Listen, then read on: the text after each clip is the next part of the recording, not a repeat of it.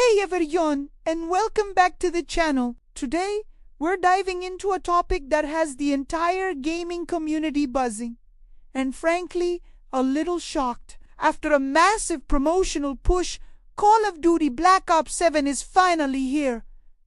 But the launch, well, it hasn't exactly been the explosive debut we've come to expect from the franchise. In fact, it might be one of the biggest fumbles in Call of Duty history. For years, Call of Duty has been the undisputed king of the first-person shooter genre. No matter what, you could always count on a new COD to top the charts and dominate player counts. Even when a release felt a bit rushed or half-baked, like some felt about Modern Warfare 3 or even last year's Black Ops 6, they were still massive commercial successes. The brand was just too powerful. So, naturally, everyone, including industry analysts, expected Black Ops 7 to follow that same winning formula.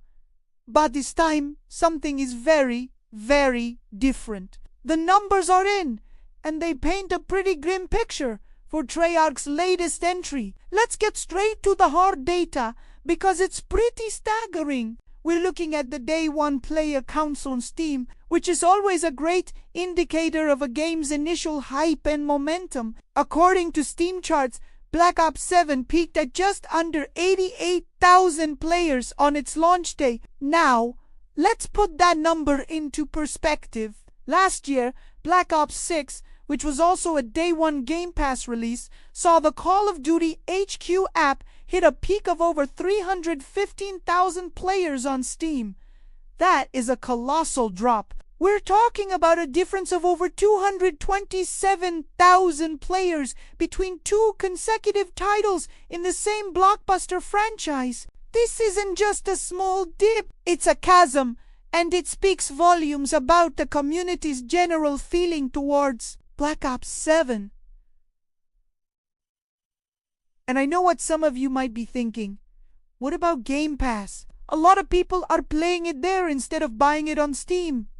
That's a valid point. And it's true that the total player count across all platforms, including Battle.net and Game Pass, is definitely higher than that 88,000 figure. However, that argument doesn't fully hold up when you remember that Black Ops 6 was also available day one on Game Pass, and it still managed to pull in those massive numbers on Steam.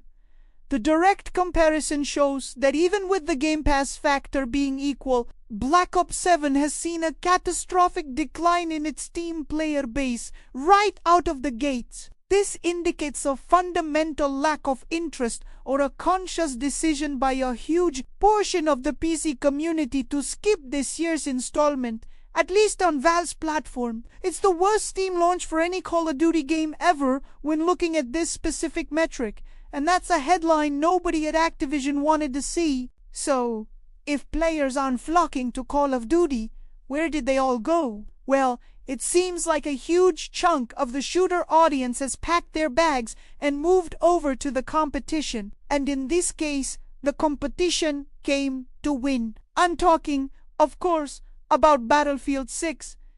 EO's shooter didn't just have a good launch, it had a record-shattering one. On its first day, Battlefield 6 absolutely demolished its own franchise records, pulling in a jaw-dropping 747,000 concurrent players on Steam alone. Not only did it break its own records, but it also shattered Call of Duty's all-time peak player count in the process. That is a massive statement. But what's even more telling is what's happening right now, weeks after both games have launched.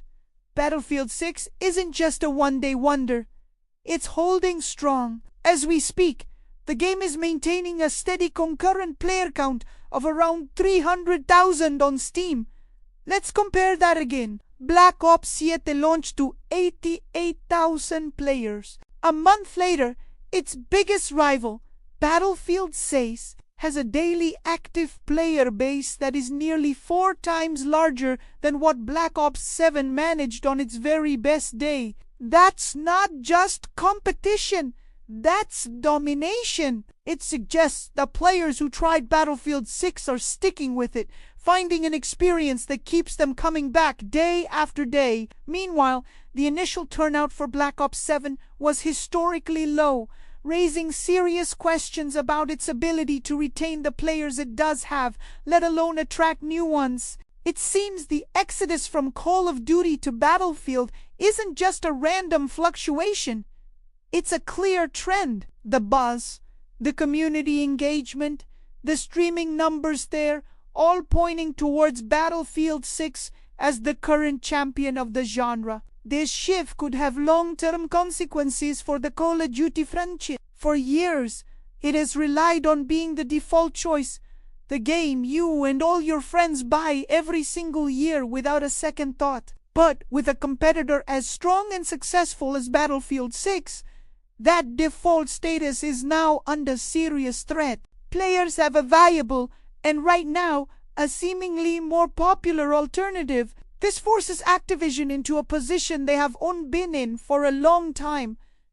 They are no longer the undisputed king of the hill. They are the challenger, fighting to win back an audience that has already found a new home. Of course, player count is only one part of the story. The other crucial part is the game itself. What are the players who are actually playing Black Ops 7 saying? Well, the initial impressions have been decidedly mixed, and in some areas, downright negative. One of the biggest points of criticism so far has been the campaign. Call of Duty campaigns are often cinematic, blockbuster experiences. But this year, a significant change to the formula seems to have backfired. The campaign has a heavy coup focus, which sounds interesting on paper, but has apparently turned into a nightmare for solo players. Reports are flooding in about frustrating AI, missions that are nearly impossible to complete without a human partner,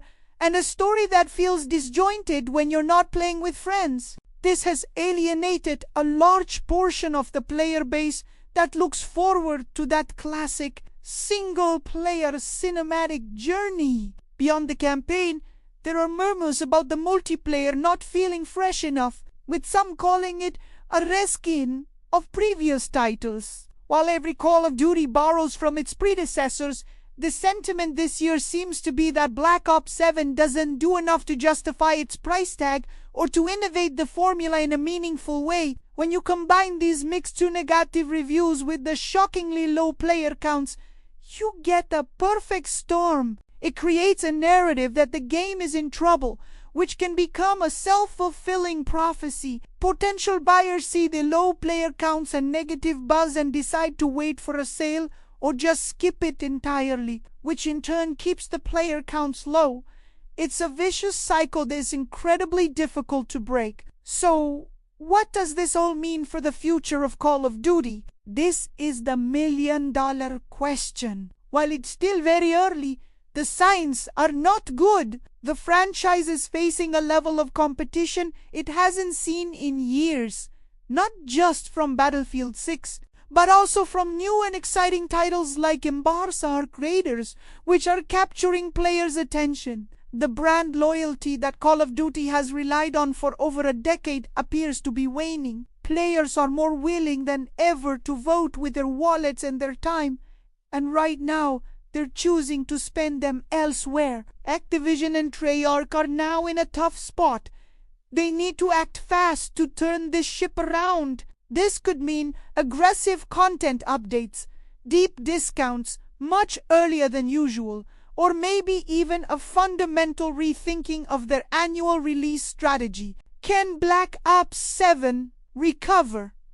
It's possible. The sales charts might tell a different story than the Steam player counts, especially with console sales and Game Pass numbers factored in. A strong first season of content could potentially bring some players back. However, first impressions are incredibly powerful, and Black Ops 7 has made one of the worst first impressions in the franchise's history. It is going to be an uphill battle to win back the trust and attention of a community that has already moved on to shinier, more populated battlefields. It will be fascinating to watch how this plays out over the coming months. Is this just a temporary stumble for the gaming titan?